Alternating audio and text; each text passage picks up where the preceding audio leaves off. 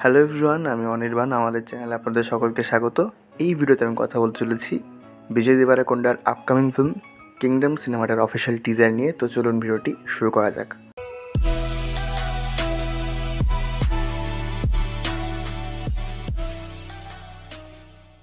তো প্রথমত কিংডম সিনেমাটা পরিচালনা করছেন গৌতম তিন্নানুরি, যিনি এর আগে জার্সি এবং জার্সির যে রিমেকটা হয়েছিল বলিউডে, দুটোই বানিয়েছিলেন।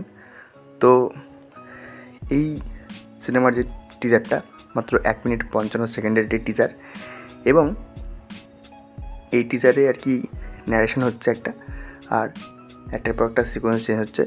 তো সেই ন্যারেশন অনুযায়ী বোঝা যাচ্ছে যে এখানে একটা যুদ্ধ চলছে অনেক দিন ধরে, এবং হয়তো এই যুদ্ধটা দুটো ট্রাইবের মধ্যে হতে পারে।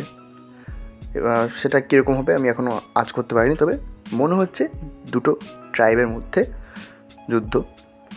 এবং এই যুদ্ধ পেছনে যে কারণটা, যে সবাই আশা করছে যে একটা কেউ সম্রাট আসবে, কেউ হয়তো এই জন্ম নেবে এরকম যুদ্ধে বিধ্বস্ত জায়গা থেকে। তো তারপরে আর কি বিজয় দেবারকোন্ডার ইন্ট্রোডিউস করা হচ্ছে। তো আমার এই টিজারটা ঠিকঠাক লেগেছে। প্রথমত এর যে লুক অ্যান্ড ফিলটা মানে আমাদের কাছে অপরিচিত নয়। আমি একটা কথা বারবার বলি যে ভারতীয় সিনেমা 3বার পাল্টিয়েছে। একটা বাহুবলীর পর, দ্বিতীয়বার কেজিএফের পর, এবং তৃতীয়বার হচ্ছে অ্যানিমেলের পর।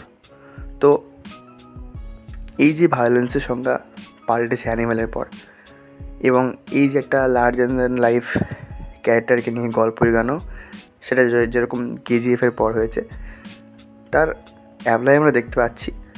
এবং সেক্ষেত্রে বেশিরভাগ সিনেমায় ব্যর্থ হচ্ছে। উদাহরণস্বরূপ গত বছর দেবার আমরা দেখেছিলাম, সেটা মোটামুটি একটা ছবি ছিল। তো এখানেও আপনি গোটা টিজারটা দেখে একটা হালকা রকম ফিল পাবেন। এবং এখানে বিজয় দেবারাকোন্ডার যে লুকটা, মানে এটা খুব অচেনা লুক নয়। আমার অনেকটা সেই সপ্তসাগরা দাচেলোর সাইড বি ছবিতে আপনার রক্ষিত শেট্টির যেরকম লুক ছিল, ওটার কথা মনে পড়ছিল। একটা জেল সিনও আছে এই টিজারে, যেটা দেখে আমার ওই সপ্তসাগর দাচেলো সিনেমাটার কথাই মনে পড়ছিল। এই ছবির বিজিএম করছেন অনিরুদ্ধ, তো সেখানে একটা ভালো বিজিএম আশা করা যায়। আর বাকি মোটামুটি এই টিজারটা ভালোই হয়েছে। লুক অ্যান্ড ফিলটা বললাম যে মানে নতুন কিছু নয়, পুরনোই, কিন্তু গল্পটা যদি ফ্রেশ হয় তাহলে আমার মনে হয় যে সিনেমাটা চলবে। এবং বিজয় দেবারকোন্ডার পরপর বেশ ভালোই একটা ফ্লপ লাইন গেছে।